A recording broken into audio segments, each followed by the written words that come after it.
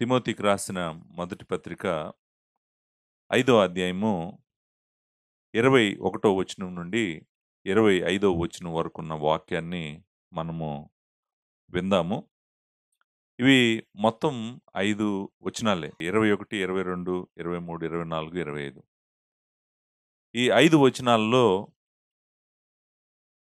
తిమోతికి పౌలు చెప్పాలనుకున్నటువంటి ఇంకొన్ని మాటలున్నాయి. అవి చెప్పబోతున్నాడు. నేనిప్పుడు వాడబోయే మాటలు మీరు వింటుంటే మీకేం అర్థమవుతుందో కొంచెం ఆలోచించండి. తొందరపాటు వద్దు. పక్షపాతం వద్దు. ఆరోగ్యం జాగ్రత్త. ఈ 4 గుర్తుపెట్టుకో. ఇలాంటి మాటలు మాట్లాడాననుకోండి నేను, మీకు వెంటనే అర్థమవుతుంది. చాలా పర్సనల్‌గా మాట్లాడుతున్నాడు. ఆరోగ్యం జాగ్రత్త. పక్షపాతం మంచిది గాదు. తర్వాత తొందరపాటొద్దు. తర్వాత ఇగో ఈ 4 విషయాలు నేను చెప్తున్నాయి జ్ఞాపకం ఉంచుకో.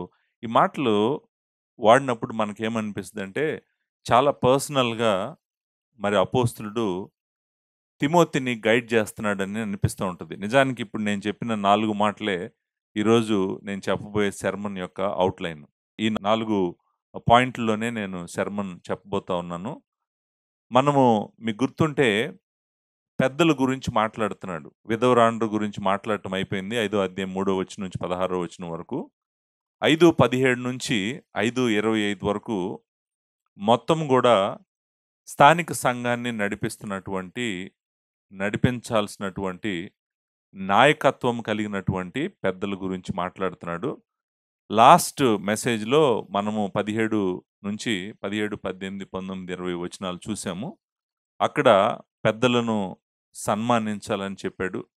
పెద్దల మీద ఎవరైనా గూడా మరి దోషారోపణ చేస్తే, నువ్వు త్వరపడి పెద్దల మీద దోషారోపణ అంగీకరించొద్దన్నాడు. అంతేకాదు మరి 2, 3 సాక్షులుంటే గాని ఏ దోషారోపణైనా నిరూపించబడదని చెప్పాడు. అంతేకాదు పాపము చేసినప్పుడు సంఘం అందరి ఎదుట మిగిలిన వారు భయపడి నిమిత్తం గద్దించమని గూడా చెప్పాడు. అయిపోయినాయి ఆ 4 విషయాలు. సో, దాంతో మనం అనుకున్నాం మేబీ పెద్దల గురించి మాట్లాడటం అయిపోయిందేమో అనుకున్నాం గానీ అవ్వలేదు. ఇక్కడి నుంచి 21వ వచనం నుంచి 25వ వచనం వరకు కూడా స్థానిక సంఘ నాయకత్వం గురించే మాట్లాడుతున్నాడు. పెద్దల గురించే మాట్లాడుతున్నాడు. సో, ఇక్కడ నేను 4 పాయింట్స్‌లో చెప్తాను. తిమోతికి పౌలు చెప్తున్నటువంటి విషయాలు. ప్రాముఖ్యంగా పెద్దల గురించే మాట్లాడుతున్నాడు. ఏం చెప్తున్నాడు అనేటువంటిది ఒక 4 పాయింట్‌లో చెప్తాను. ఒక్కొక్క పాయింట్ నేను చెప్తూ ఎక్కడ ట్రాన్సిషన్ జరుగుతుందో కూడా నేను చెప్తాను. మీకు ఈజీగా ఫాలో అవ్వగలుగుతారు. సో, ఫస్ట్ పాయింట్, మొట్టమొదటి పాయింట్ ఏమంటున్నాడంటే 21వ వచనం నేను చదువుతాను. ఇది 5:21లో ఉంది. పాయింట్ ఏంటంటే, నో పార్షియాలిటీ. నీ మినిస్ట్రీలో ఎక్కడ గూడా నువ్వు పక్షపాతం చూపిస్తానికి వీల్లేదు. ఎందుకు పక్షపాతం చూపించడానికి వీల్లేదు? జాగ్రత్తగా మీరు ఆలోచించండి. మినిస్ట్రీలో ఇక్కడ విధవరాళ్ళ గురించైనా పక్షపాతం చూపించడానికి వీల్లేదు. పెద్దల గురించైనా పక్షపాతం చూపించడానికి వీల్లేదు. అసలు ఒక మంచి కాపరికి పక్షపాతం అనేటువంటిది మనము చాలా సార్లు ఇంగ్లీష్‌లో గూడా మాట్లాడుతుంటాము. ఫేవరెటిజం అనే మాట వాడుతుంటాము. పార్షియాలిటీ అనేటువంటి మాట మాట్లాడుతుంటాము. అంటే మనకు ఇష్టమైన వాళ్ళని ఎక్కువగా ప్రేమిస్తూ, మనకు ఇష్టం లేని వారిని ఎక్కువగా ప్రేమించకుండా, మనం గనక నిర్ణయాలు తీసుకుంటున్నామనుకోండి, అప్పుడు దాన్నేమంటామంటే పార్షియాలిటీ అని అంటామనమాట. సో, ఇక్కడ తిమోతికి ఏం చెప్తున్నాడంటే, తిమోతి, నీ మనస్సాక్షి చాలా స్పష్టంగా ఉండాలి. నీకస్సలు పార్షియాలిటీ అనేటువంటిది నీ జీవితంలో ఉండటానికి వీల్లేదు. ఆ మాటని రకరకాలుగా చెప్తున్నట్టు అనిపిస్తది ఈ వచనంలో. మనం చదువుతుంటే వచనం చదువుతాను. చదివిన తర్వాత నేను దాన్ని మీకు వివరించడానికి ప్రయత్నం చేస్తాను. 21వ వచనం. విరోధ బుద్ధితోనైనను, పక్షపాతముతోనైనను ఏమీయు చేయక నేను చెప్పిన ఈ సంగతులను గైకొనవలెనని దేవుని ఎదుటను, క్రీస్తు యేసు ఎదుటను, ఏర్పరచబడిన దేవదూతల ఎదుటను నీకు ఆనబెట్టుచున్నాను. చాలా ఇంపార్టెంట్ మాట అన్నమాట. నిజంగా చూడండి. ఏమంటున్నాడో తెలుసా అండి? నేను నీకు చెప్తున్నటువంటి దాన్ని చాలా జాగ్రత్తగా చేయటానికి నువ్వు ప్రయత్నం చేయి. ఆనబెట్టుచున్నాను అనే మాట ఉంది కదండీ! ఆ మాట యొక్క బరువు ఏంటంటే ప్రమాణం చేసి అడగటం అన్నమాట. ఆనబెట్టడం అంటే అర్థం ఏంటంటే ప్రమాణం చేసి అడగటం. అంటే ఏమని అంటున్నాడంటే నువ్వు ఇది చేయాల్సిందే. ఇది ఎంత ప్రాముఖ్యమో నేను చెప్పేది తిమోతి చాలా ఇంపార్టెంటు. నువ్వు దీన్ని చేయాలి. అంతేకాదు ఆయన ఇంకొక మాట కూడా అన్నాడు. ఏమన్నాడంటే నువ్వు ఇది నిజంగా చేస్తున్నావో లేదో నిన్ను గమనించటానికి, నిన్ను చూడటానికి పరలోకం అంతటిని గూడా నీ ముందుంది. వాళ్ళు చూస్తున్నారు. పరలోకం అంతా గూడా నువ్వు నిజంగా ఇలా చేస్తావా? చేయవా? ఇంత నమ్మకంగా ఉంటావా? ఉండవా? అని హెవెన్ అంతా చూస్తుంది అని వాళ్ళందరినీ గూడా ఆయన ముందు పెట్టాడు. మీరు చూడండి ఏమంటున్నాడు? ఈ సంగతులను గైకొనవలెనని దేవుని ఎదుటను తండ్రి అయిన దేవుని ఎదుటను, క్రీస్తు యేసు ఎదుటను, తండ్రి కుడిపార్శ్వమున ఆసీనుడైనటువంటి దేవుని కుమారుడు ఎదుటను, అంతేకాదు ఏర్పరచబడిన దేవదూతల ఎదుటను. ఇప్పుడు చూడండి పరలోకంలో ఎవరున్నారు అని మీరు అడిగారనుకోండి, తండ్రి అయిన దేవుడున్నాడు. కుమారుడైన దేవుడు తండ్రి కుడిపార్శ్వమున కూర్చొనున్నాడు. అంతేకాదు పరలోకంలో ఉన్నటువంటి దేవదూతలను మనం ఏర్పరచబడిన దేవదూతలు అంటారు. పతనమైపోయిన, పడిపోయిన దేవదూతలు కాదు వీళ్ళు. వీళ్ళు దేవుని మాట విని, దేవుని సన్నిధిలో ఉండేటువంటి దేవదూతల గురించి మాట్లాడుతున్నాడు. మాట్లాడుతూ ఏమంటాడంటే, నిజానికి పరలోకం అంతా నిన్ను గమనిస్తుంది. దేవుని సన్నిధిలో, దేవుని కన్నుల క్రింద నువ్వు ఇది చేస్తున్నావు. పరిచర్య నీదనుకుంటున్నావేమో, పరిచర్య నువ్వే చేస్తున్నావు అని అనుకుంటున్నావేమో. నిజానికి నువ్వు ఎవరి ముందు చేస్తున్నావంటే, ఎవరి ఎదుట చేస్తున్నావంటే, దేవుడు నీ నిర్ణయాలన్నిటినీ గమనిస్తున్నాడు. దేవుడు మాత్రమే కాదు, కుమారుడు కూడా గమనిస్తున్నాడు.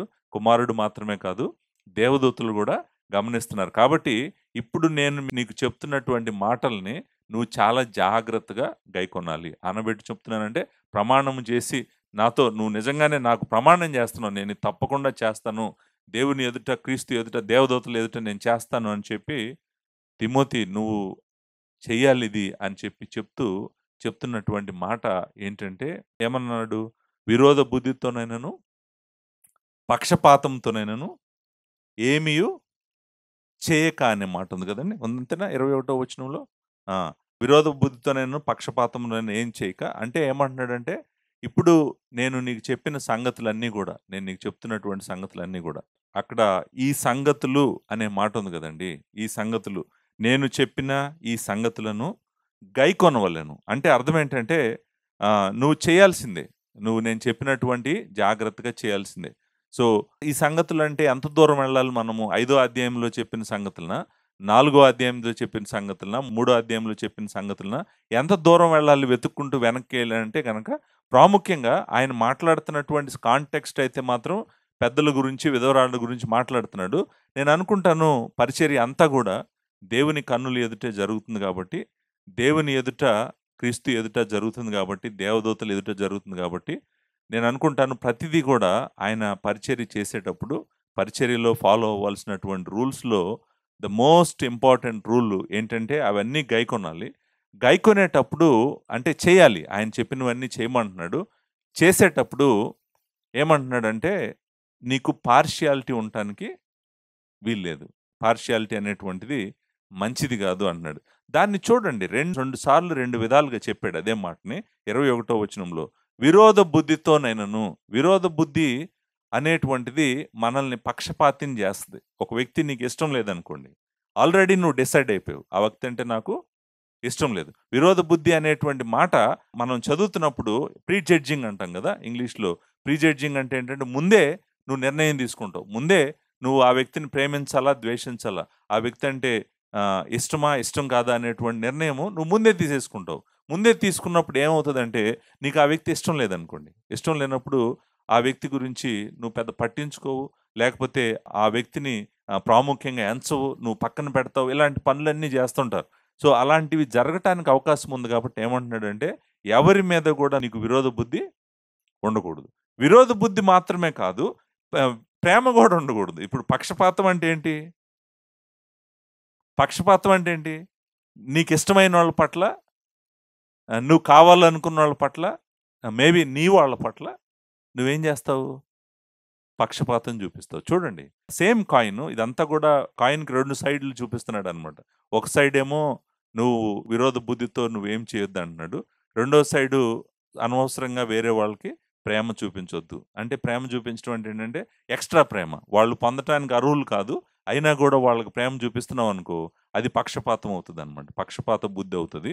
సో ఆయన ఏమంటున్నాడంటే, నీకు ఫేవరెటిజం ఆర్ ఆర్ పార్షియాలిటీ, ఈ రెండు కూడా నీకు మంచిది కాదు. నువ్వు మినిస్ట్రీలో నీ హార్ట్ అలా ఉండకూడదు అని చెప్తున్నాడు. మీరు జాగ్రత్తగా గమనించండి. ఇప్పుడు సంఘాలలో పరిస్థితులు ఎలా ఉన్నాయంటే, అంతా ఈ రెండిటి మీదే నడుస్తున్నాయి.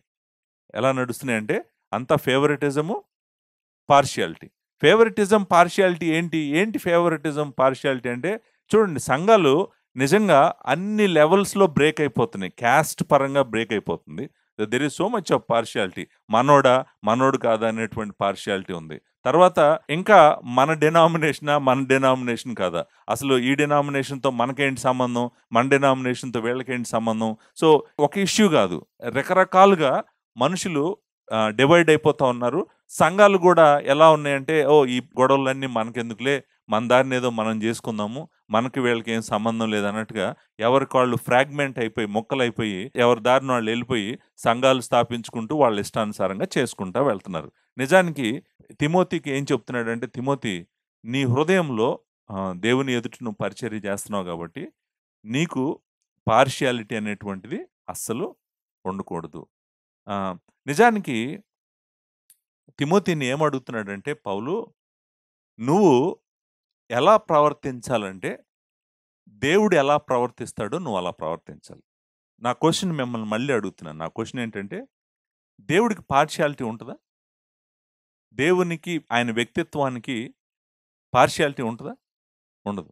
మరి దేవునికి పార్షియాలిటీ లేనప్పుడు దేవుడు ఎప్పుడు కూడా పక్షపాతం చూపించడు. మరి నేను దేవుణ్ణి రిప్రజెంట్ చేస్తా ఉన్నప్పుడు నా జీవితంలో పార్షియాలిటీ అనేటువంటిది ఉండొచ్చా?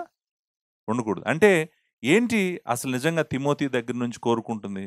పరిచర్యలో ప్రాముఖ్యంగా పెద్దలను ఎన్నుకునేటువంటి విషయంలో పార్షియాలిటీ చూపించవచ్చా? చూపించవచ్చా? చూపించకూడదు. సో అంటే ఇక్కడ కాంటెక్స్ట్ అది కాబట్టి, అంటే సందర్భం కూడా అది కాబట్టి, నువ్వు ఏం చేసినా, నేను చెప్పిన ఇప్పుడు విధవరాండ్ర విషయంలో పార్షియాలిటీ చూపించవచ్చా? వీళ్ళెవరు, ఈమెవరు, ఈమెకి సంబంధం ఏంటి, ఈమె మనోళ్ళ, అలాంటి పార్షియాలిటీస్ ఏదైనా చూపించవచ్చా? చూపించకూడదు. సో ఇక్కడ ఏమంటున్నాడంటే, నువ్వు దేవుని యొక్క వ్యక్తిత్వాన్ని నువ్వు చూపించాలి కానీ, నువ్వు మనిషిలాగా, లేకపోతే పాపము పతనం అయిపోయిన మనిషిలాగా నువ్వు ప్రవర్తించడానికి వీలు లేదు అనేటువంటిది ఇక్కడ మనం చూస్తాం. చూడండి, రోమిలకు రాసిన పత్రిక 2వ అధ్యాయము మనం 11వ వచనంలో ఈ మాట చూస్తాం. రోమన్స్ చాప్టర్ 2 వర్స్ 12లో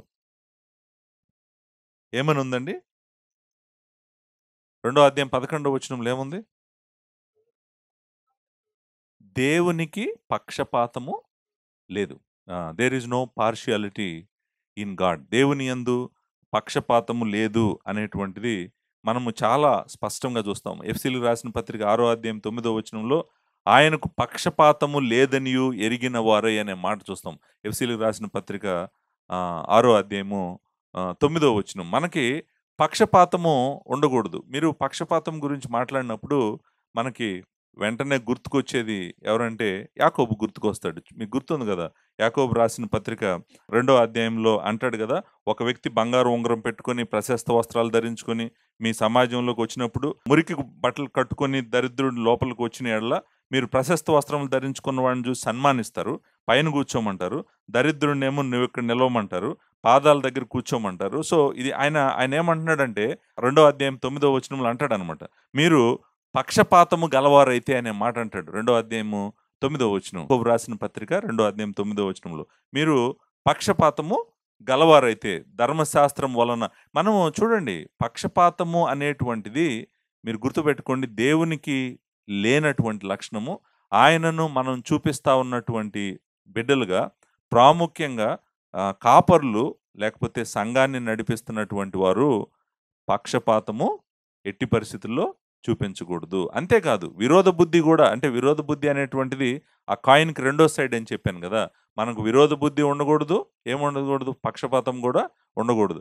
ప్రేమ లేకపోతే విరోధ బుద్ధి రెండూ కూడా మన హృదయంలో ఉండకూడదు. దేవుడు ఏం చెప్తే అది చేయాలి, దేవుణ్ణి సంతోషపెట్టడానికి చేయాలి, మనుషులను సంతోషపెట్టడానికి చేయకూడదు. నిజానికి పౌలు పీటర్ను కూడా కండెమ్ చేస్తాడు గలతీలకు రాసిన పత్రిక 2వ అధ్యాయంలో. సో అంటే అంటే అర్థం ఏంటంటే యూదులను సంతోషపెట్టడం కోసం పీటరు వెనక్కి వెళ్ళిపోయినప్పుడు పౌలు ఖండిస్తాడు దాన్ని. నువ్వు అలా చేయకూడదని. అంటే అర్థం ఏంటంటే మనము మన రేసా లేకపోతే అక్కడ అక్కడ యూదులకి అన్ని జనులకు మధ్య ఉన్నటువంటి డిఫరెన్స్ అన్నమాట. సో అలాంటిది ఎప్పుడు ఉండకూడదు. మనము దేవుని బిడ్డలము, దేవుని స్వరూపంలో ఉన్నాము. మనం ఎప్పుడు కూడా ఏ పార్షియాలిటీ లేనటువంటి వాళ్ళంగా పక్షపాతము, ప్రత్యేకమైన ప్రేమ లేకపోతే విరోధము ఎవరి పట్ల చూపించకూడదు. ఇక్కడ కాంటెక్స్ట్‌లో నాకు ఇమ్మీడియేట్ కాంటెక్స్ట్ కనిపిస్తుంది ఏంటంటే, ఒకటి విధవరాండ్రను సర్వ్ చేసే విషయంలో వీళ్ళు గ్రీకు దేశస్థులైన విధవరాళ్ళా?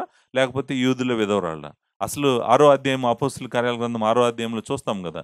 గ్రీకు దేశస్థపు విధవరాండ్రను తక్కువగా చూసారని, వాళ్ళని సరిగ్గా పట్టించుకోలేదని డిస్కషను అక్కడొస్తుంది గదా! సో, అంటే అలాంటిది ఏది గూడా నీ జీవితంలో ఉండటానికి వీల్లేదు. కాబట్టి నేను చెప్తున్నటువంటి ఏదైతే చెప్తున్నానో ఇవన్నీ గూడా నువ్వు జాగ్రత్తగా చెయ్యి. నువ్వు చేస్తుండగా ఎవరు చూస్తున్నారు? తండ్రి అయిన దేవుడు చూస్తున్నాడు. కుమారుడైన దేవుడు చూస్తున్నాడు. దేవదూతలు గూడా చూస్తున్నారు. నువ్వు నువ్వు తీసుకునే ప్రతి నిర్ణయము వాళ్ళు చూస్తున్నారు. నువ్వేసే ప్రతి అడుగు వాళ్ళు చూస్తున్నారు. అంతేకాదు నువ్వు చేస్తున్న ఆలోచన గూడా వాళ్ళు చూస్తున్నారు.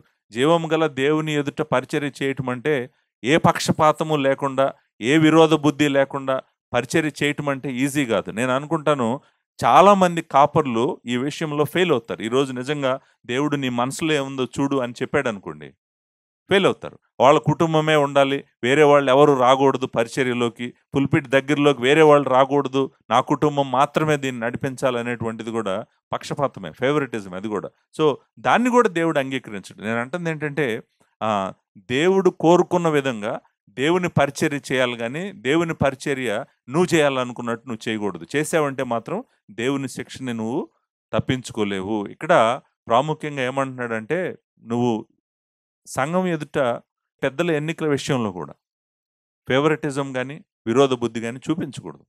పెద్దల ఎన్నిక విషయంలో పెద్దల్ని సంఘము ఎన్నుకుంటది. మిగిలిన పెద్దలు అఫర్మ్ చేస్తారు గానీ, మిగిలిన పెద్దలు కాదు ఎన్నుకునేది. ఎవరు ఎన్నుకుంటారు? సంఘమే ఎన్నుకుంటది. సంఘమే డిసైడ్ చేస్తది. ఆయనకు దేవుడు ఆ కృప ఇచ్చాడా? ఆయనకు ఆ వరం ఇచ్చాడా? లేదా? అనేటువంటి నిర్ణయించేది సంఘమే. కాకపోతే ఆ ప్రాసెస్ అంతటిని గైడ్ చేయాల్సిన బాధ్యత ఎవరైతే తీసుకుంటున్నారో వాళ్ళకి మాత్రం ఏ విధమైన విరోధ బుద్ధి గాని, పక్షపాతం గాని ఉండకూడదు.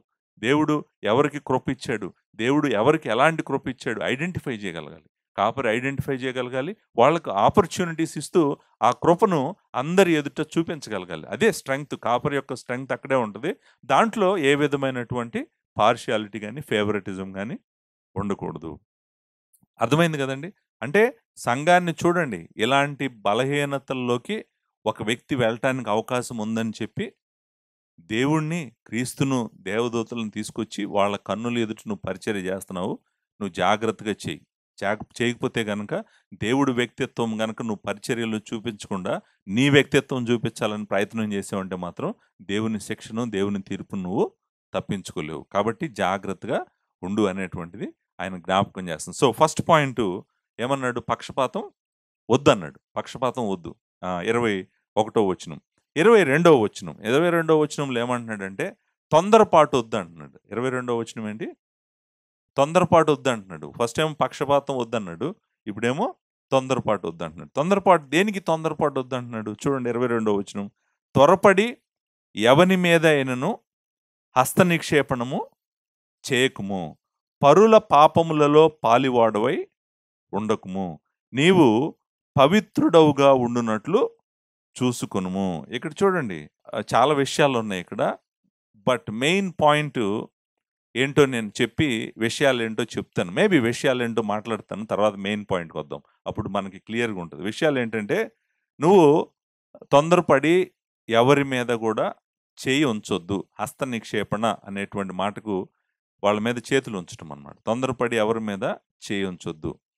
చెయ్యి ఉంచొద్దని ఒక మాట అన్నాడు. ఏమన్నాడంటే, నీవు పరుల పాపములలో పాలివాడవై ఉండకుము అన్నాడు. పరుల పాపంలో పాలువాడమే ఉండకు. నీవు పవిత్రుడిగా ఉండునట్లు చూసుకొనుము. ఇప్పుడు ఇక్కడ ఇస్తున్నటువంటి వార్నింగ్, ఇంకొక వార్నింగ్ ఏంటంటే, తొందరపడి ఎవరి మీద కూడా నువ్వు చేయి వేయవద్దు. ఇప్పుడు ఈ చేయి వేయటువంటి హస్త నిక్షేపణ ఏంటి అసలు? ఈ హస్త నిక్షేపణ గురించి మనము ఎక్కడ చూస్తాము?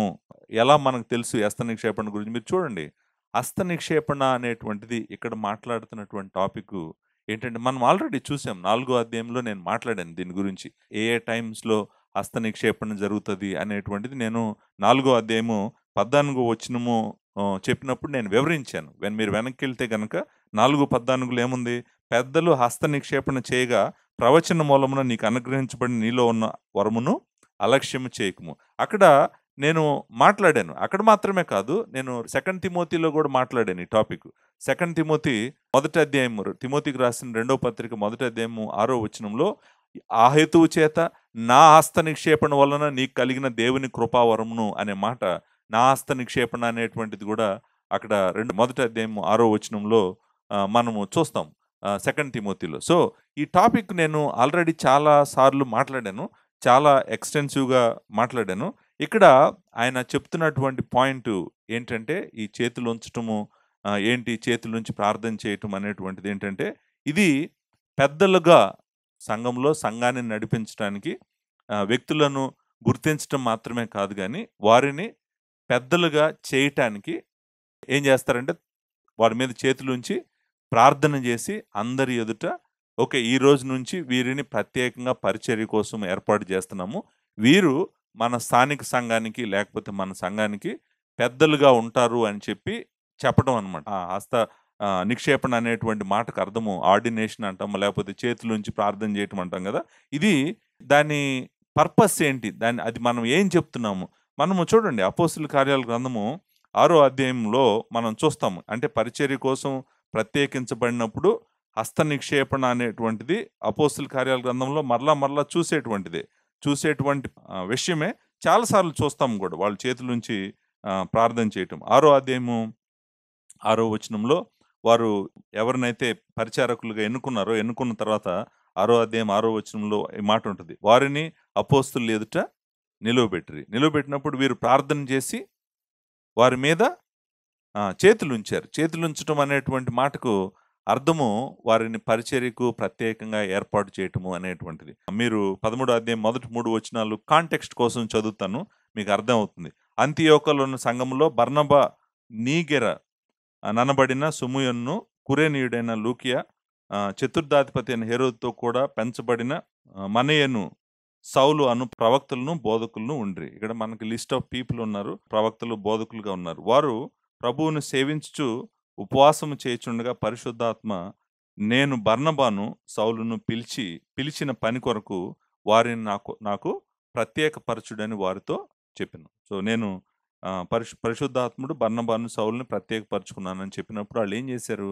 అంతటి వారు ఉపవాసం ఉండి ప్రార్థన చేసి వారి మీద చేతులుంచి వారిని పంపిరి. హస్త నిక్షేపణ అంటే మీద చేతులుంచి ప్రార్థన చేయటం. ప్రార్థన చేశారంట, ఉపవాసం ఉన్నారు, ప్రార్థన చేశారు, వారి మీద చేతులుంచారు, వారిని పంపించారు. సో, పరిచర్యకి పంపించారు. ఇప్పుడు చూడండి, మీరు 2 కేసెస్‌లో 6వ అధ్యాయంలో అలాగే 13వ అధ్యాయంలో కూడా మనం చూసేది ఏంటంటే, దేవుడు ఏర్పరచుకున్నటువంటి వాళ్ళని సంఘము, పరిశుద్ధాత్ముడు గుర్తించటము, తర్వాత వారిని ముందుకు తీసుకురావటం, వారి మీద చేతులుంచటం, వారిని ఒక ప్రత్యేకమైన పనికి వారిని అప్పగించటం. సో, ఇది హస్త నిక్షేపణ అనేటువంటిది. ఇక్కడ ఈ కాంటెక్స్ట్‌లో 5వ అధ్యాయము 21-25 మధ్యలో ఈ కాంటెక్స్ట్ సందర్భం ఏంటంటే, మరలా పెద్దల గురించే మాట్లాడుతున్నాడు.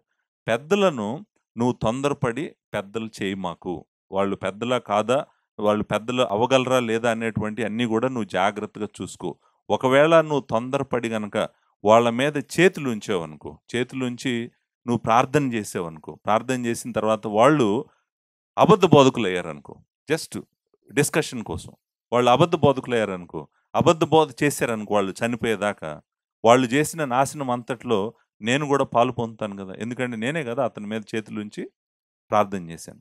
అబద్ధ బోధకుడే కాకపోవచ్చు, ఇంకా ఏదైనా అవ్వచ్చు. అబద్ధ బోధకుడే కాకపోవచ్చు కానీ రాంగ్ టీచింగ్ చేసాడనుకోండి, లేకపోతే మోసం చేసాడనుకోండి మనుషుల్ని, రకరకాలుగా అతను స్వార్థం కోసం ఏదైనా చేసాడనుకోండి, ఏదైనా చేస్తే ఎవరు బాధ్యులు?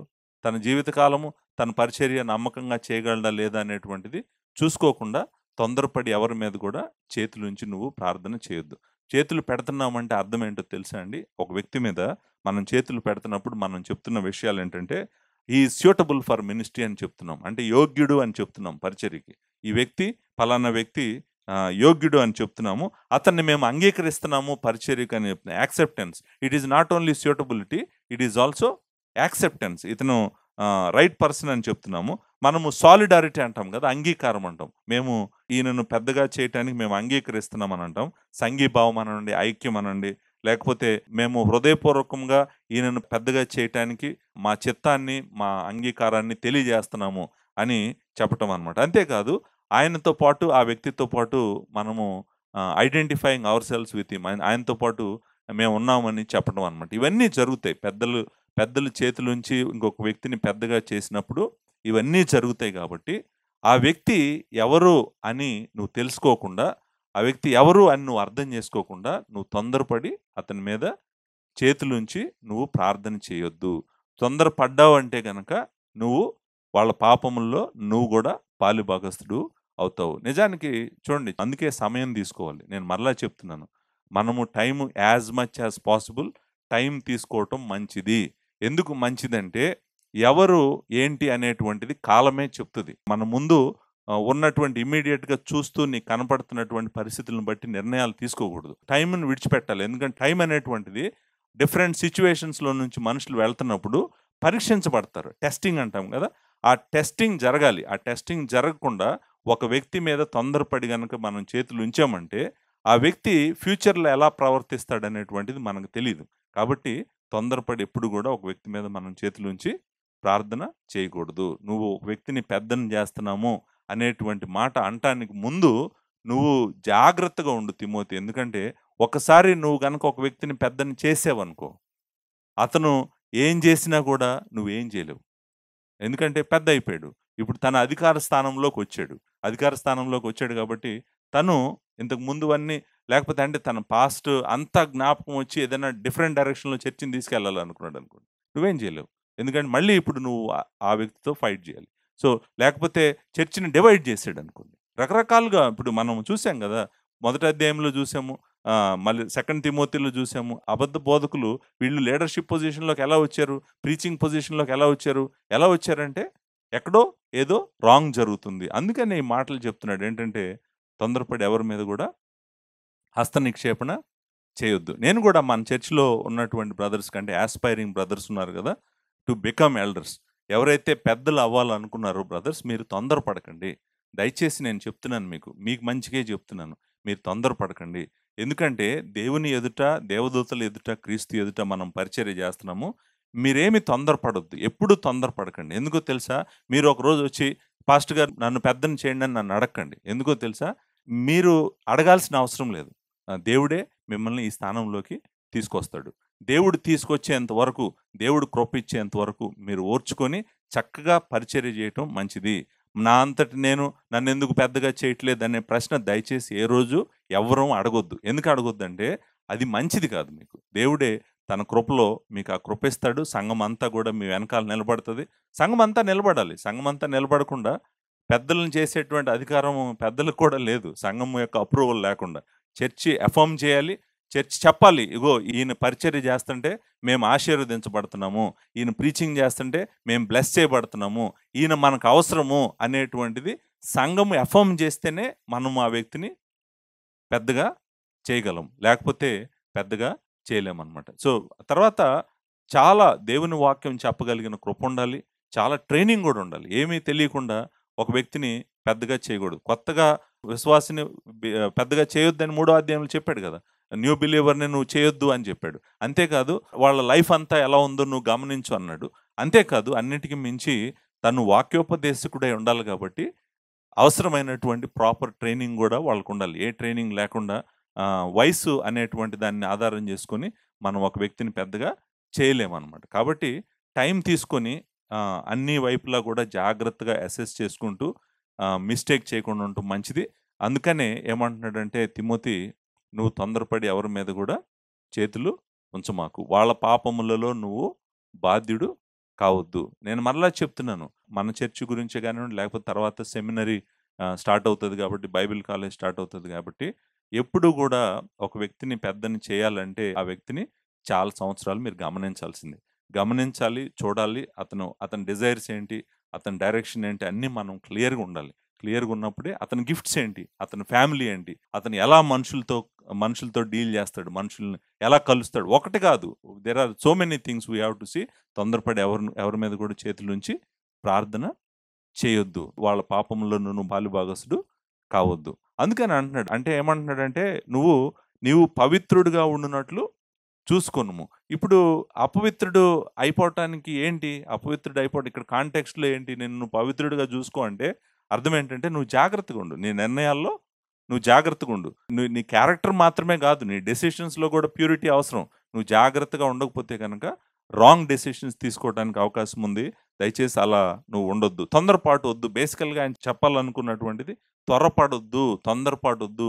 ఈ విషయంలో నువ్వు టైం తీసుకో, ఎంత టైం అవసరమైతే అంత టైం తీసుకొని నువ్వు జాగ్రత్తగా ఈ పరిచర్యకి ఎవరిని పంపించాలి, ఎలా పంపించాలి అనే నిర్ణయాలు తీసుకోమంటున్నాడు. దాంతో 22వ వచనము అయిపోయింది. సో మనం చేసే పనుల్లో మనం చేసే నిర్ణయాల్లో కాకపోతే లేదా పనుల్లోనూ మనం వేరే వాళ్ళ పాపాల్లో భాగస్థులం అవడానికి అవకాశం ఉందా? అసలు స్క్రిప్చరల్గా అది సపోర్ట్ ఉందంటారా? నేను మేబీ ఆ పాయింట్ కూడా మాట్లాడి వెళ్ళటం మంచిదేమో.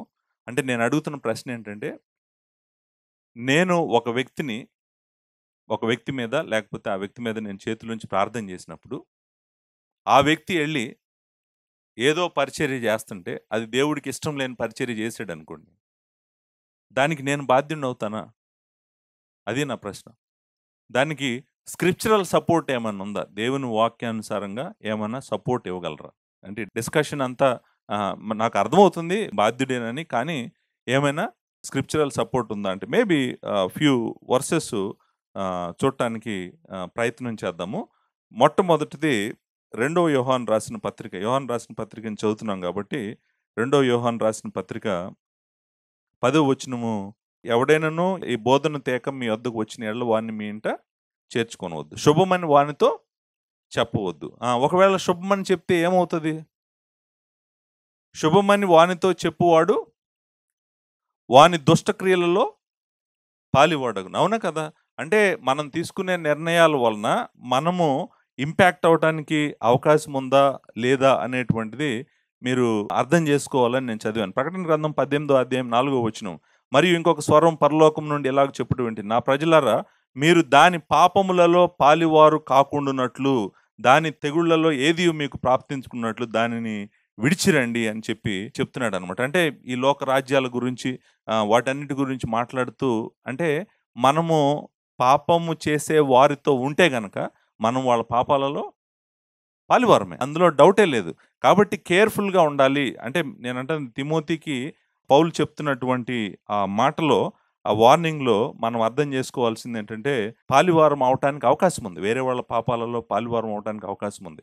ఎఫ్సీలకు రాసిన పత్రిక 5వ అధ్యాయం 11వ వచనంలో ఈ మాట అంటాడు, నిష్ఫలమైన అంధకార క్రియలలో పాలివారై ఉండక వాటిని ఖండించుడి అని అంటాడు అనమాట. సో వాటిలో మీరు don't join, don't fellowship, don't become one of them. So అంటే స్క్రిప్చరల్ సపోర్ట్ కూడా ఉంది దీనికి. అంటే మనం చేసేటువంటి పనులు, మనం చేసేటువంటి నిర్ణయాల వల్ల మనము వేరే వారు చేసే పాపాలలో పాలువారం అవటానికి అవకాశం ఉందంటే అవకాశం ఉంది. కాబట్టి తొందరపడి ఎవరి మీద కూడా చేయించొద్దు, వారిని నువ్వు పెద్దలు అని నువ్వు నిర్ణయించొద్దు, తొందరపడకుండా జాగ్రత్తగా ఉండు అనేటువంటిది 2వ పాయింట్. 3వ పాయింట్ ఆరోగ్యం జాగ్రత్త. ఇప్పుడు 3వ పాయింట్కి వచ్చేసాము. 23వ వచనము ఏమంటున్నాడు? ఆరోగ్యం జాగ్రత్త. ఇక మీదట నీళ్లే తాగక నీ కడుపు జబ్బు నిమిత్తము తరచుగా వచ్చు బలహీనతల కోసము ద్రాక్షరసం కొంచెంగా పుచ్చుకొనుము. ఇప్పుడు చూడండి, నిజానికి 21వ వచనము పెద్దల గురించే, 22వ వచనము పెద్దల గురించే, 24వ వచనం 25వ వచనం కూడా పెద్దల గురించి. మధ్యలో ఈ ఒక్క వచనము ఏమన్నాడంటే, take care of your health, నీ ఆరోగ్యము జాగ్రత్త. ప్రాముఖ్యంగా ఇక్కడ మనకు కనిపిస్తుంది ఏంటంటే, ఫ్రీక్వెంట్ ఇల్నెస్, కడుపు జబ్బు అని అన్నారు కదండి. నేను అనుకుంటాను స్టమక్ రిలేటెడ్ హెల్త్ ఇష్యూ ఉంది ఎవరికి? తిమోతికి ఆ హెల్త్ ఇష్యూ ఉన్నప్పుడు ఏమంటున్నాడంటే, తిమోతి నువ్వు కేవలం నీళ్ళే తాగకుండా నీ జబ్బు నిమిత్తం కొంచెం వచ్చే బలహీనతల కోసం ద్రాక్షరసం కూడా కొంచెం తాగి నువ్వు హెల్దీగా ఉండాలి అని బేసికల్గా ఏమంటున్నాడంటే, సి మినిస్ట్రీ వెరీ స్ట్రెస్‌ఫుల్‌గా ఉంటది. మీరు అంటే పరిచర్య అనేటువంటిది బయట నుంచి చూసే వాళ్ళకి చాలా, చాలా బావుంటది. ఏందంటే టై పెట్టుకుంటాడు పాస్టర్ గారు, లైట్‌ల కింద ఉంటాడు పాస్టర్ గారు. అసలు తెల్ల షర్ట్ ఏసుకుంటాడు. ఎంత బావుంటదో, ఇలా ఉంటే ఎంత బావుంటదో నా జీవితం. నేనేంటి పొద్దున్నే లెగుస్తున్నాను, రోజంతా కష్టపడుతున్నాను. అసలు టైమే ఉండట్లేదు నాకు. అలాంటి జీవితం బావుంటదని కొంతమందికి అనిపిస్తదేమో. నిజానికి మీకు తెలీదు. మీరొచ్చి ఈ స్థానంలో నుంచుంటే గాని తెలుస్తది. అంటే ఈ స్థానంలో అంటే ఇక్కడ నుంచోవటం గాదు. ఈ బాధ్యతలో నుంచుంటే తెలుస్తది. పరిచర్య అనేటువంటిది ఎంత కష్టమో, ఎన్ని రాత్రులు నిద్రలేని రాత్రులు నీ జీవితంలో ఉంటాయో నీకు తెలీదు. ఎందుకంటే చాలా సార్లు మనం కంప్యూటర్స్‌తో పని జేస్తాం. కంప్యూటర్స్‌తో పని జేసేటప్పుడు కంప్యూటర్‌ని రాంగ్ కోడ్ రాసినా ఏం ఫీల్ అవ్వదు. బట్ పరిచర్యలో మనుషులతో డీల్ జేస్తుంటాం. మనుషులతో ఉంటది గాబట్టి మన పని నువ్వు ఎక్కడ ఏం జేసినా గూడా మనుషుల హృదయాలు, మనుషుల భావోద్రేకాలు అన్నీ గూడా ఏమైనా అయిపోవటానికి అవకాశం ఉంది. కాబట్టి పరిచర్య చాలా కష్టం. అందరూ చేయలేరు. ఆహ్, ఒకవేళ చేయాలనొచ్చినా గూడా వాళ్ళు పరిచర్య అన్నా వదిలిపెడతారు. లేకపోతే దొంగ బోధకుడన్నా అయిపోతారు. ఇవన్నీ ఎందుకులే మనకి ఒత్తిళ్ళన్నీ మనకెందుకు? వాళ్ళకేదో కావాల్సింది వాళ్ళకిచ్చేసి నాకు గావాల్సింది నేను తీసుకుంటే అయిపోతది గదా! అని అబద్ధ బోధకుడన్నా ఆ ప్రెషర్ తట్టుకోలేక, ఆ స్ట్రెస్ తీసుకోలేక ఏమైపోతారంటే అయితే అబద్ధ బోధకులన్నా అయిపోతారు. లేకపోతే అసలు దీంట్లో నేను ఫిట్ అవ్వను, విడిచిపెట్టేస్తున్నాను. పరిచర్య వదిలిపెట్టేసి మళ్ళీ నా ఉద్యోగం నేను జేసుకుంటానని చెప్పి ఎళ్ళిపోతారు. సో, అంటే చాలా ప్రెషర్స్ ఉంటాయి. ఎందుకంటే ఇది స్పిరిచ్యువల్ వార్‌ఫేర్. నేను మరలా చెప్తున్నాను. As a minister of the gospel we fight with demonic army. వాడు దుష్టుడు సమూహాలు ఎప్పుడు నాశనం చేయాలని చూస్తా ఉంటారు ఒక సేవకుడిని. అంతేకాదు వీఆర్ డీలింగ్ విత్ పీపుల్. మనుషులతో రిలేషన్‌షిప్స్ కాబట్టి ఇది దేవుని బిడ్డలు, దేవుని మంద. వాళ్ళు ఆయన స్వరక్తం ఇచ్చి కొనుక్కున్నటువంటి బిడ్డలు. ఈ మందని జాగ్రత్తగా కాసేటప్పుడు మనం చాలా సార్లు మనుషుల యొక్క మనసులతో, వాళ్ళ హృదయాలు, వాళ్ళ భావోద్రేకాలతో మనం డీల్ చేస్తుంటాం కాబట్టి చాలా స్ట్రెస్‌ఫుల్‌గా ఉంటది. ఈటన్నిటి తోడు ఈ అబద్ధ బోధకులు ఒకళ్ళు మనం మొదటి తిమోతిలో ఎన్ని సార్లు చూడలేదు అబద్ధ బోధని. ఈ అబద్ధ బోధను ఖండిస్తూ నిజమైన బోధను బోధిస్తూ పరిచర్య చేయటం అనేటువంటిది చాలా కష్టము. ఈ స్ట్రెస్ అంతట్లో గూడా చాలా సార్లు ఇంపాక్ట్ ఎక్కడికొస్తదంటే కాపరి యొక్క ఆరోగ్యం మీదకి వస్తది. 2 రాత్రులు నిద్రపోకపోతే ఎసిడిటీ వస్తది. చాలా రాత్రులు నిద్రపోకపోతే స్టమక్ ప్రాబ్లమ్స్ వస్తాయి.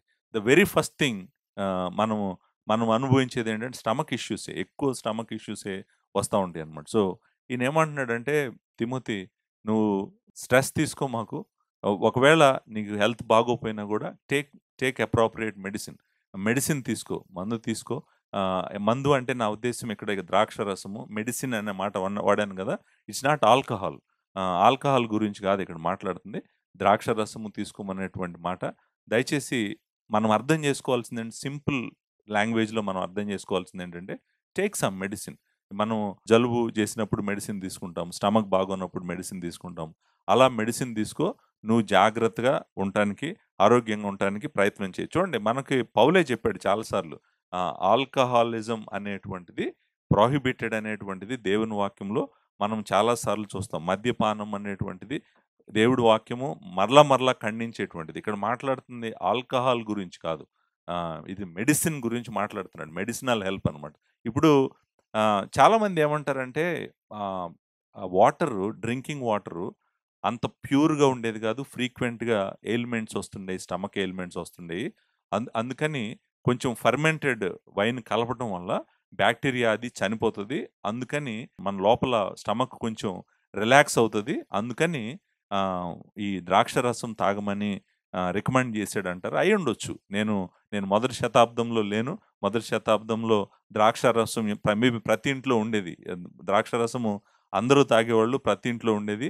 అది పెద్ద విషయం కాదు. మరలా నేను చెప్పాలనుకుందేంటంటే, పౌలే చాలా సార్లు ఏమన్నాడంటే, మద్యపానము లేకపోతే తాగటం అనేటువంటిది, ఆల్కహాల్ అనేటువంటిది అంగీకారమైనటువంటిది కాదు అని పౌలే చెప్పాడు. మీరు చూడండి ఎఫ్సీలకు రాసిన పత్రిక 5దో అధ్యాయంలో పౌలే చెప్తాడు గదా! ఇక్కడ మాట్లాడుతుంది పౌలే, అక్కడ మాట్లాడుతుంది పౌలేననమాట. సో, మద్యముతో మత్తులై ఉండకూడదు. మద్యము తాగొద్దు అనేటువంటి మాట మనము ఇక్కడ చూస్తామనమాట. మద్యముతో మత్తులై ఉండకుడి. దానిలో దురాపరము కలదు అనే మాట 5:18లో మనం చూస్తాం. చాలా సార్లు చూస్తాం గదా! ఇక్కడ గూడా అన్నాడు. మొదటి తిమోతి 3 అధ్యాయంలో ఏమన్నాడు? 3 అధ్యాయం 8 వచనమా? మద్యపానాసక్తులు అవ్వకూడదన్నాడు గదా! మొదటి తిమోతి 3 అధ్యాయం 8 వచనంలో ఏముందండి? అతను ఎలా ఉండాలి? మూడో వచనంలో కూడా ఉంది. మద్యపానీయు కొట్టువాడును కాక అని ఉంది కదా. మద్యపానము అనేటువంటిది దేవుని వాక్యం ప్రొహిబిట్ చేస్తుంది. మరలా పౌలే ప్రొహిబిట్ చేస్తున్నాడు. పౌలే ప్రొహిబిట్ చేసి మళ్ళా వచ్చి ఇక్కడ ఆల్కహాల్ దాగు అని అని చెప్తున్నాడన్న అటువంటి ఆర్గ్యుమెంట్ రైట్ ఆర్గ్యుమెంట్ కాదు. సో ఇక్కడ ఆయన చెప్తున్నటువంటిది ఆయనకున్న ఎయిల్మెంట్ ప్రకారము ఆ మొదటి శతాబ్దంలో what is allowed to a body అది మెడిసినల్గా తీసుకోమన్నట్టుగానే నాకు అర్థమవుతుంది. ఎందుకంటే నువ్వు ఆల్కహాల్ తాగు అని చెప్తున్నాడు అని ఎవరైనా ఆర్గ్యూ చేశారనుకోండి, మరి పౌలే చెప్పాడు కదా, అసలు పరిచర్యలోకి రావాలంటే అతను మద్యపానం అయి ఉండకూడదని చెప్పాడు కదా. సో మరి ఆయనే చెప్పి మళ్ళీ ఆయనే నువ్వు మద్యపానం తాగు అనేటువంటి మాట అనేటువంటిది రాంగ్ ఆర్గ్యుమెంటు. సో ఇక్కడ బేసికల్గా ఆయన చెప్తుంది ఏంటంటే నీ ఆరోగ్యం జాగ్రత్త, నువ్వు ఆరోగ్యం జాగ్రత్త. Maybe you may have stress and pressures of life from different direction. Take care of your health. నీ ఆరోగ్యాన్ని జాగ్రత్తగా చూసుకో. నువ్వు పరిచర్యలో ఉన్న వాళ్ళు అటువంటి వాళ్ళందరూ కూడా నేను అనుకుంటాను ఈ విషయం సీరియస్గానే తీసుకోవాలి. హెల్త్ లేకపోతే పరిచర్య చేయలేం. ఆరోగ్యం లేకుండా ఏమీ చేయలేం. ఆరోగ్యానికి చాలామంది కాపర్లు ప్రయారిటీ ఇవ్వట్లేదు. దయచేసి కాపర్లుగా ఉన్నటువంటి అందరం కూడా మన హెల్త్ విషయంలో మనము ప్రయారిటీ ఇవ్వాలి. మందులు వేసుకోను నన్ను దేవుడు కాపాడతాడు, దేవుడు రక్షిస్తాడని అన్నారనుకోండి, నేను చెప్తున్నాను సాధ్యమైనంత తొందరగా వెళ్ళిపోతారు మీరు. నేను బీపీకి ట్యాబ్లెట్లు వేసుకొని అన్నారనుకోండి, షుగర్కి ట్యాబ్లెట్లు వేసుకొని అన్నారనుకోండి, ఏం జరుగుతుంది? భూమిని విడిచిపెట్టి పరలోకం వెళ్ళిపోవాల్సి వస్తుంది. కాబట్టి అలా మనం చేయకూడదు. మనం మెడిసిన్ తీసుకుంటూ చక్కగా దేవునికి మహిమ తెచ్చే విధంగా మనం జీవించవచ్చు. ఇక్కడ కూడా ఆయన చెప్తుంది కూడా నేను అనుకుంటాను మెడిసినల్ వాల్యూ అని అనుకుంటున్నాను నేను. సో జాగ్రత్తగా ఉండు తిమోతి అని చెప్తున్నాడు. కాపరులుగా మనం కూడా ఈ మాటని, ఆరోగ్యం జాగ్రత్త అనేటువంటి మాటని మనం జాగ్రత్తగానే తీసుకోవాలని నేను కోరుకుంటున్నాను. లాస్ట్ పాయింట్, 4వ పాయింట్, 24వ వచనం, 25వ వచనం. ఇక్కడ ఏమంటున్నాడంటే ఈ 4 గుర్తుపెట్టుకో అని చెప్తున్నాడు. ఇక్కడ ఈ 4 విషయాలు గుర్తుపెట్టుకో. ఏంటి ఆ 4 విషయాలు? ఏంటి ఆ 4 విషయాలు మనం చూద్దాం. కొందరి పాపములు తేటగా బయలుపడి న్యాయపు తీర్పునకు ముందుగా నడుచుచున్నవి, మొదటి విషయం. రెండవ విషయం, మరికొందరి పాపములు వారి వెంట వెళ్ళుచున్నవి. మూడవ విషయం, అటువలే మంచి కార్యములు తేటగా బయలుపడుచున్నవి. నాలుగో విషయం, బయలుపడనివి దాచబడనేరు. 4 విషయాలు చెప్పాడండి ఇక్కడ. ఈ 4 గుర్తుపెట్టుకో అని చెప్తున్నాడు. ఆ 4 విషయాలు ఏంటో నేను జాగ్రత్తగా చెప్తాను మీకు.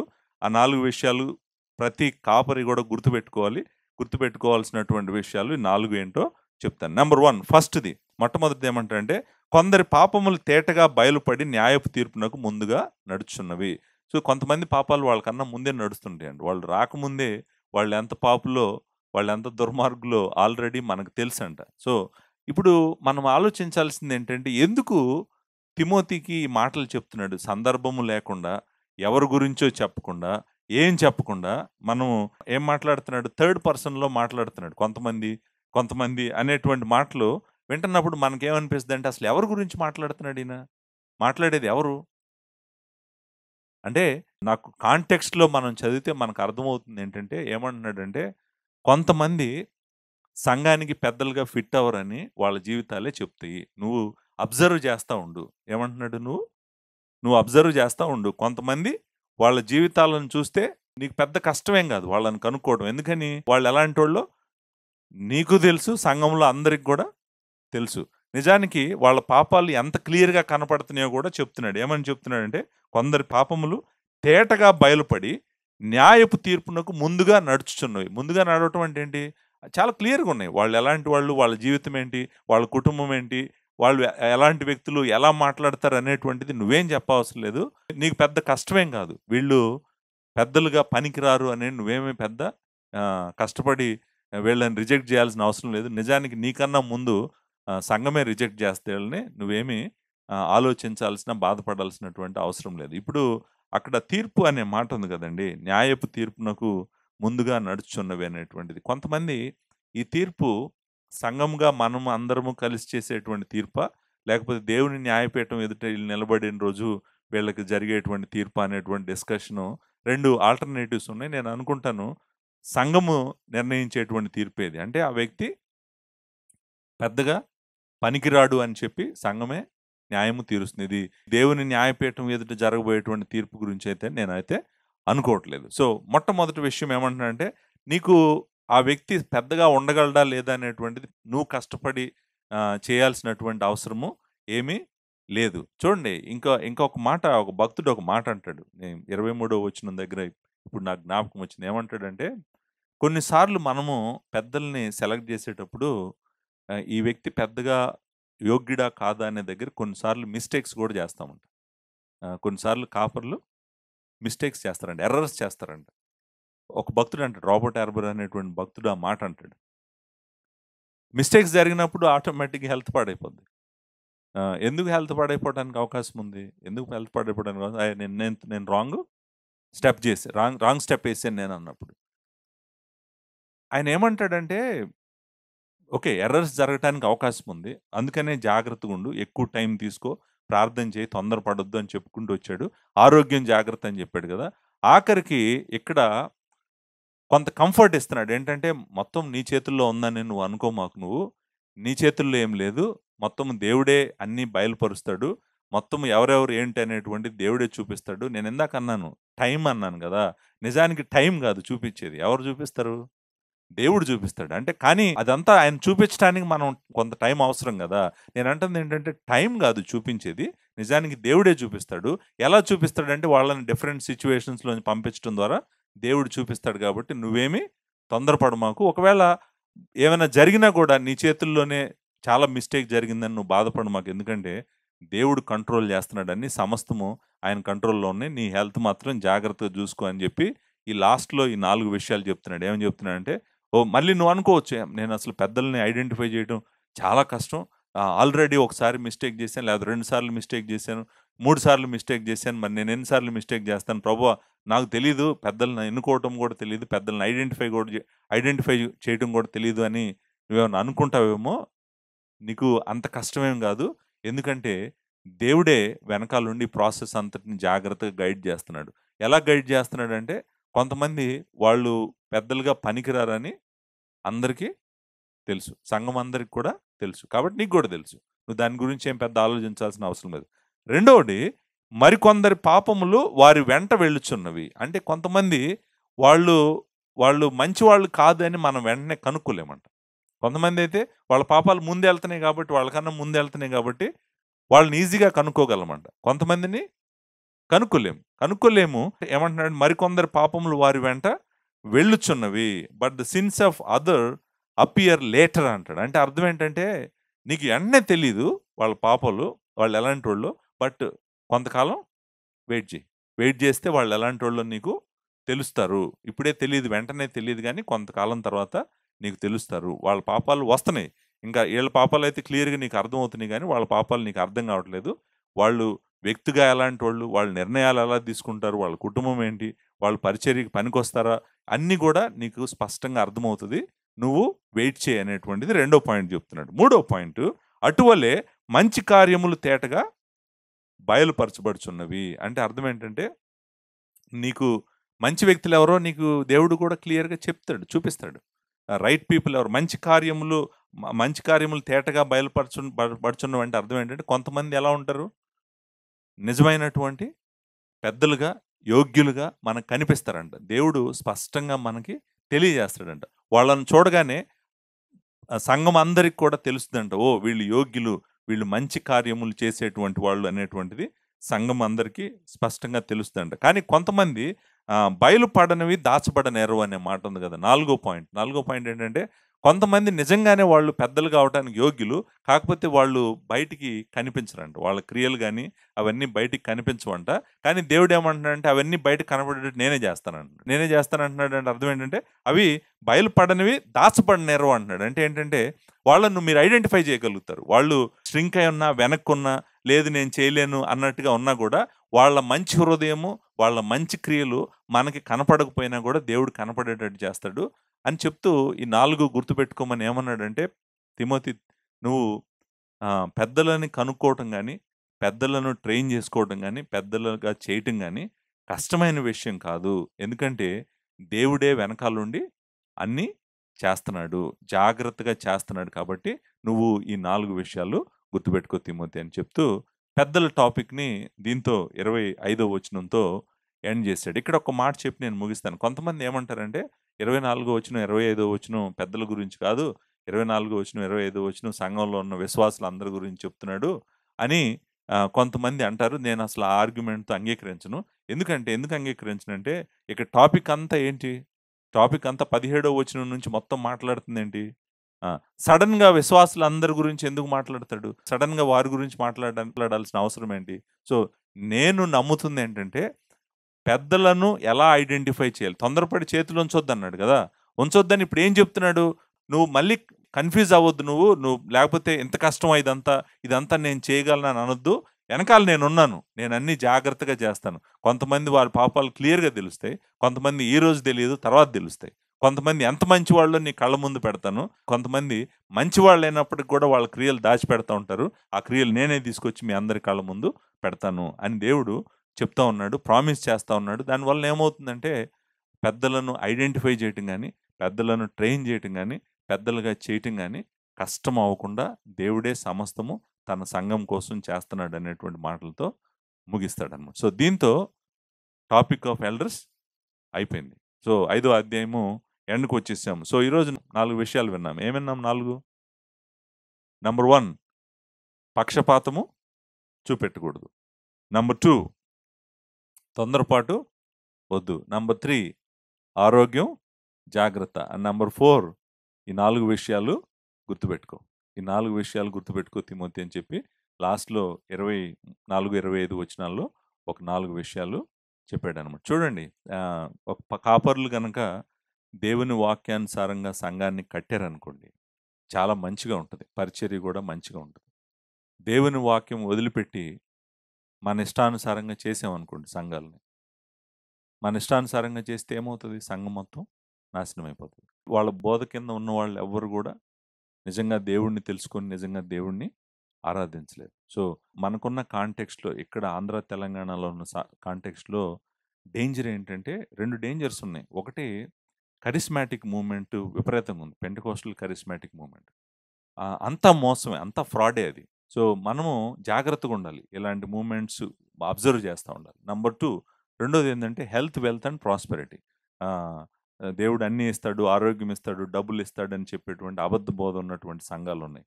సో, ఈ 2 వైపులా గనక అంటే మన పరిచర్య నుంచి లేకపోతే మన దగ్గర ట్రైన్ అయినటువంటి పాస్టర్స్ బయటికెళ్ళేటప్పుడు ఈ 2 పాపాలు చేశారనుకోండి.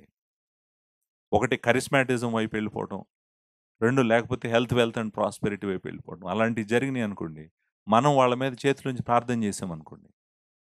వాళ్ళ పాపంలో మనము గూడా పాలువారమవుతాం. కాబట్టి మనము కాపరులుగా ఇక్కడున్నటువంటి వాళ్ళు గానివ్వండి, మనము పంపించబోయేటువంటి కాపరుల విషయంలో గాని, మనం తొందరపడి ఏది చేయకుండా జాగ్రత్తగా మంచి సంఘాలు కట్టబడాలని మనము ప్రార్థన చేస్తా ఉన్నాం. దేవుని కృప మీ అందరికీ తోడుగా ఉండుగాక. Thank you very much.